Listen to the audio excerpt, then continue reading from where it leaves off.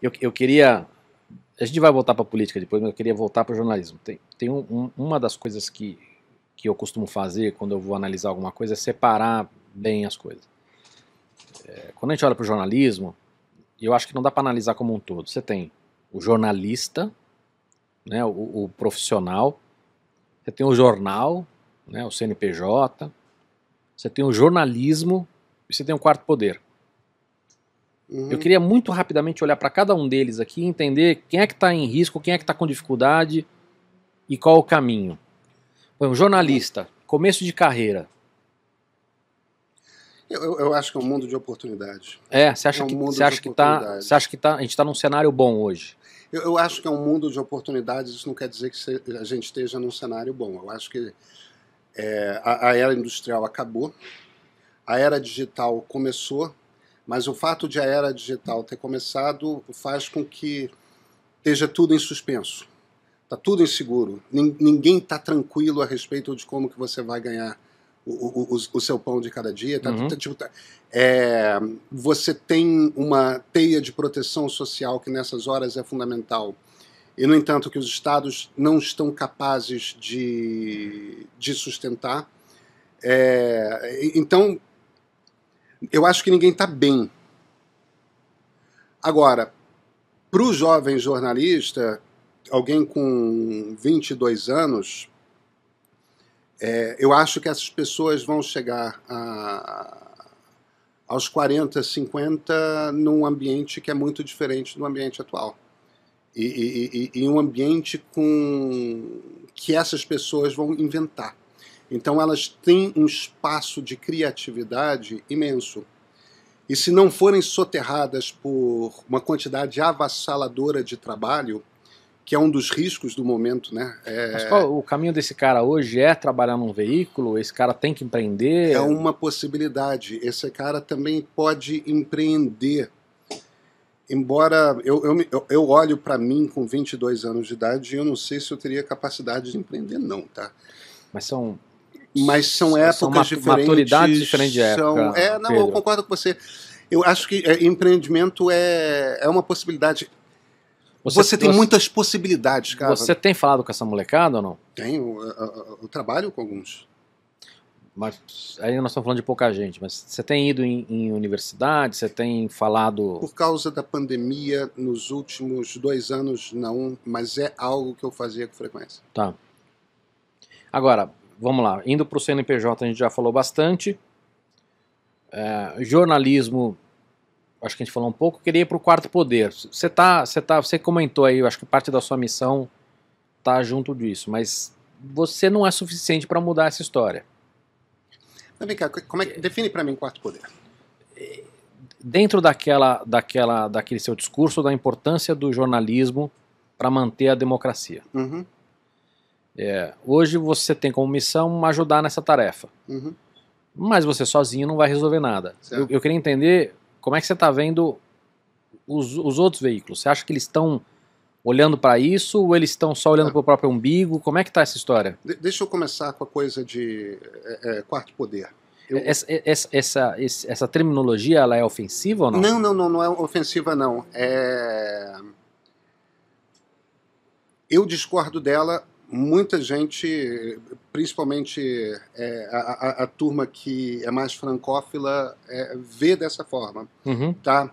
É como se o jornalismo representasse um quarto poder par a par com executivo, legislativo e judiciário.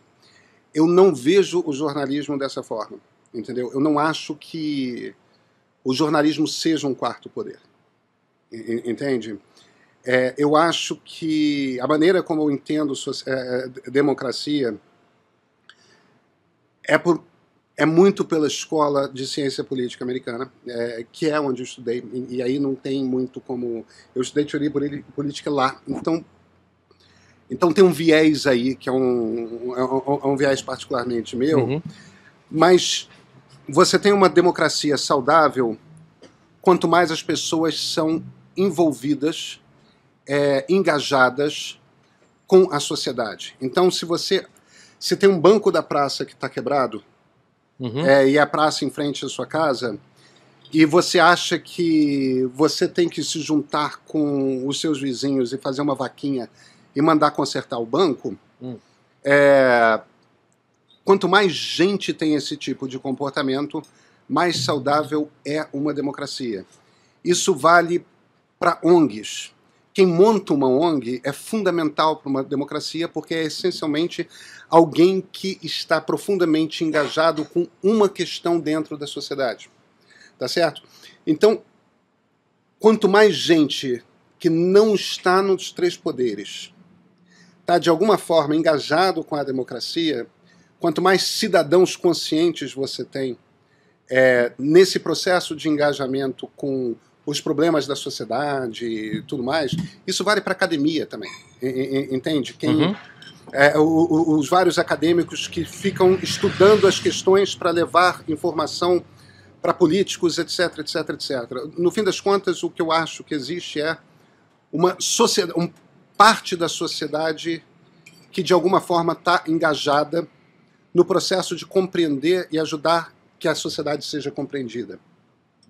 Então eu vejo o jornalismo como parte disso, assim como eu vejo ONGs como parte disso, assim como eu vejo parte da academia como parte disso, assim como eu vejo associações de moradores como parte disso.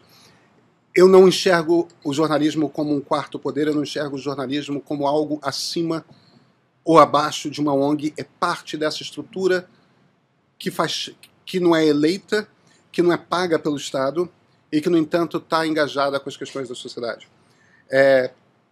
Então, agora, tem gente que acha que o jornalismo é um quarto poder mesmo, tá? E defende isso com bons argumentos. Isso posto, você está perguntando, me parece, da indústria, né? Do coletivo da indústria. Minha pergunta é, esses caras não estão hoje tão preocupados em se manter em pé que não estão conseguindo olhar para isso?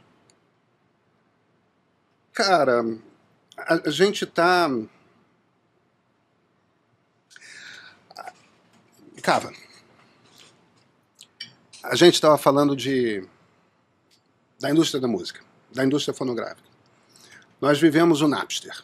No momento que o modem de 56 começou a ficar popular, já dava para baixar 1 megabyte em 40 minutos. E 1 megabyte é mais ou menos o tamanho de uma faixa de música em MP3 naquele tempo, que você arrancava de um CD. No momento que aqueles modems começaram a ficar populares, o Napster se viabilizou. Isso é uma questão técnica. É que nem os 30% ali de penetração de banda larga. Você tem essas relações, né? O modem de 56.800 permitiu esse negócio. Naquele momento, sumiu 3/4 do faturamento da indústria fonográfica. Desapareceu. Por quê? Porque se você tivesse 20 e poucos anos, você usava Napster e você não gastava mais música com CD, mais dinheiro com CD. Desde então, a indústria fonográfica está se reinventando. Você olha para a Anitta, por exemplo, que eu acho gênia. Eu acho uma mulher extraordinariamente brilhante. Ela entende que ela está num negócio que não é um negócio de vender música. Ela tem que ter dança no TikTok, ela tem que ter presença nas redes sociais dando opinião sobre algumas questões, ela tem que estar à disposição da imprensa especializada para dar determinadas entrevistas, ela tem que estar de alguma forma engajada com outras celebridades do mundo. E aí, tipo, vai ter um namorado um namoradinho que é jogador de futebol americano na final do Super Bowl. Ela está sempre se posicionando ali, tipo, o negócio dela é múltiplo e ela vende show. Ela vende essencialmente shows. E vende marca. E ela vende... Você chegaria para os Beatles e diria que o negócio dos Beatles era vender marca e vender show? Agora, mega hiper concertos? Não, o negócio dos Beatles era vender bolacha de plástico. De vinil, vai. De plástico.